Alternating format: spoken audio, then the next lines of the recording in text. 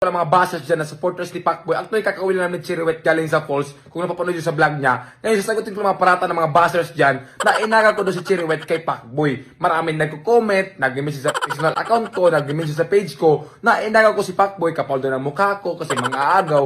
Ngayon, sasagutin ko yung paratang nyo. So ngayon, magkwentuhan muna tayo ha. Pakinggan nyo to. So bago kami nagkarelasyon ni Chiriwet, bago kami nagka-jowa, nasa Manila pa si Chiriwet, nag-uusap na kami, nag-video call. Ang gagawin lang sana namin is collaboration. So, make the story short, tinanong ko si Chiriwet kung may jowa ba siya. Anong sagot ni Chiriwet? Wala akong jowa, matagal na akong walang jowa. So, siyempre, ako yung taong hindi may pagka-marites, hindi na ako nagtanong about sa kanya. Kung about sa kanya kay Pacboy, ang sa akin lang is komportable na ako na wala siyang jowa. So, siyempre, ako din naman na wala akong jowa. Okay, ganito, make the story short.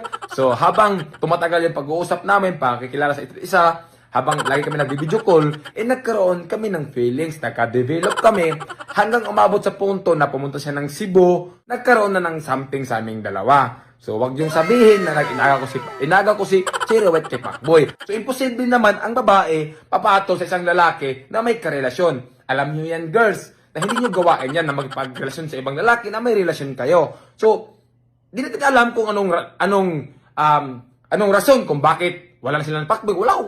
Ayaw ko mag-tell niyan kasi sila lang daw nakakaalam. So, ang sa akin lang, Cherry, bago kami nagrelasyon, wala siyang jowa.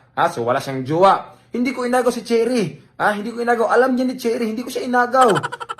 At ito pa, hindi ako yung klaseng lalaki na basta-basta lang dyan. Kasi hindi ako pogi. May prinsipyo din ako. Ako yung lalaki na pag nilawayan na ng iba, ayaw ko na rin lawayan. Ganun ako. Hindi ako yung lalaki na makipaghati sa isang babae lang. Ayaw ko na may kahati. Kaya wag yung sabihin na nang aagaw ako kay Chiriwet. Si Chiriwet mismo nakakaalam yan. So hindi ko alam kung anong rason nila kay Pacboy. So ang sabi lang sa akin, matagal na siyang walang jowa. So hindi ko tinanong sila about sa kanila ni Pacboy.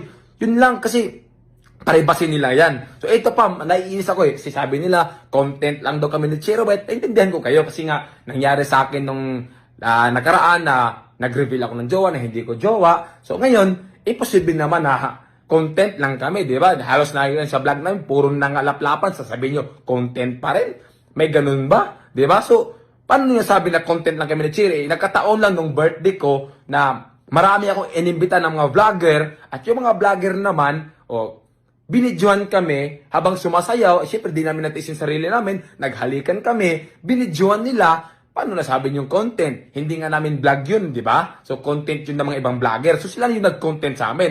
Ang sa amin lang is ginawa lang namin yung relasyon namin na ano yung nararamdaman namin. Di ba? So, kaya nasabi yung content lang. So, hindi kami ang nag-content mga vlogger kasi maraming vlogger doon nakatutok. So, actually, sinabi ko kay Cherry na wag muna kaming mag-private relationship muna kami kasi nga, pag social media talaga, maraming makisasaw, maraming masasabi, di ba? So, wala hindi namin natiis yung sarili namin na gawin yun sa birthday ko. So, maraming mga vlogger nag-video, kaya ganun yung nangyari. So, sige lang, hayaan nyo na mapatunayan sa amin na hindi content lang itong ginagawa namin. Sabi ko nga kay Cherry na itong ginagawa namin is bonus na lang to sa vlog. Itong pinapakita namin sa inyo, bonus na lang tong anong meron kami sa relasyon kasi hindi ko rin naman gusto na mag-reveal social media. Nagkataon lang talaga na yung nag-reveal is yung mga vlogger doon. Maraming nagbibideo na naghahalikan kami, di ba? So ano pa yan? At yun lang kinainisan ko na mang-aagaw ako ng jowa. Hindi ko yung gawain ng mga agaw ng jowa. Kung alam ko lang na may jowa si Cherry, ba't ako papatol doon? Ang mangyayari lang sana doon is collaboration. Magkukulab lang sana kami ng vlog. Siyempre, wala siyang jowa, wala din akong jowa, nagkamahalan kami, di ba? Nagkagusto kami sa isa't isa.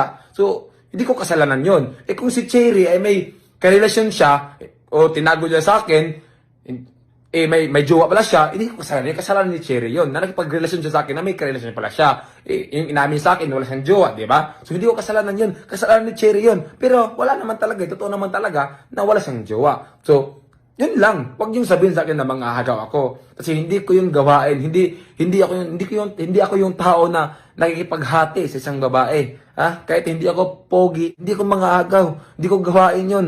Ayokong sasakit ulo sa kakaisip. Di ba? Kaya wag yung sabihin sa akin ha, nangaagaw akong jowa. So yun lang, naiinis lang talaga ako sa mga basos. Pasensya nyo, di ako nagalit. Nagpalabas lang ako ng aking nararamdaman sa mga sinasabi sa ibang tao dyan. Kasi ito lang ako, nagpakatotoo lang ako sa kay Cherry. So, yun lang, pasensya na kayo kung ano yung, kung parang galit ako. Naiinis lang talaga ako sa mga nagko-comment at nagbabas dyan. So yun lang, pasensya na talaga.